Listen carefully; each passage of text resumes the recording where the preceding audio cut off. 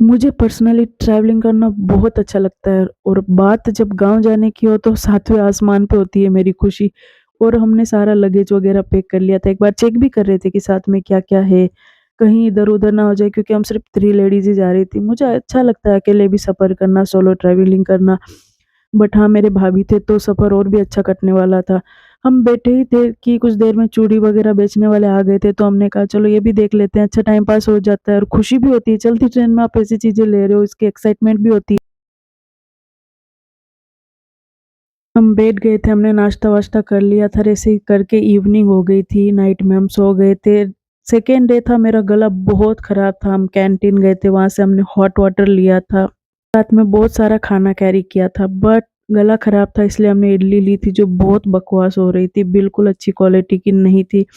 और फिर हम वेट कर रहे थे कोई बड़ा स्टेशन आया, नागपुर जंक्शन आया था बट हमने रिस्क नहीं लिया था कि उतर के कहीं दूर जाके कुछ लें, इसलिए हम वेट कर रहे थे कि हम ऑनलाइन कुछ मँगा लें। हमारा समय जल्दी से कटे इसलिए हम इंस्टेंट मेहंदी भी साथ में लेके गए थे। जो ऑर्डर मैंने पहले नागपुर के लिए मैंने वेट किया था वो मुझे नहीं मिला था, तो हमने उसको नेक्स्ट स्टेशन से फिर पिकअप किया था। भोपाल में हम थोड़ा-सा उतरे थे प्लेटफ़ॉर्म पे थोड़ा टहलने के लिए, ज़्यादा दूर नहीं गए थे हम। उसके बाद में नाइट में सो गए थे बट मेरी हालत बहुत ख़राब थी क्योंकि मेरा गला बहुत ख़राब हो रखा था। थर्ड डे हम 5 बजे के आस-पास दुर्गापुरा स्टेशन पे पहुँचे थे जो जयपुर में ही है, ऑलमोस्ट वहाँ 1 घंटा ट्रेन खड़ी थी।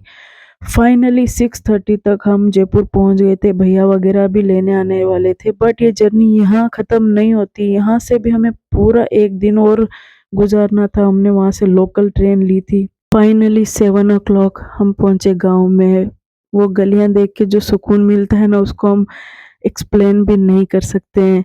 मम्मी खड़े थे, हमारा वेट कर रहे थे, उन्होंने गेट खोला और जो सुकून मिलता है ना गाँव जाके मम्मी-पापा के साथ में रह के वो दुनिया में कहीं पे भी नहीं है। फिर इतनी एक्साइटमेंट हो रही थी उनसे मिलने की और उस वक़्त लाइट भी नहीं थी तो मैं कुछ ठीक से रिकॉर्ड भी नहीं कर पाई। मम्मी से जो बात की, पैर छुए, उसके बाद में मम्मी ने गरमा-गरम रोटी हमारे लिए तैयार रखी थी, घी और गुड़ रोटी नेक्स्ट लेवल था।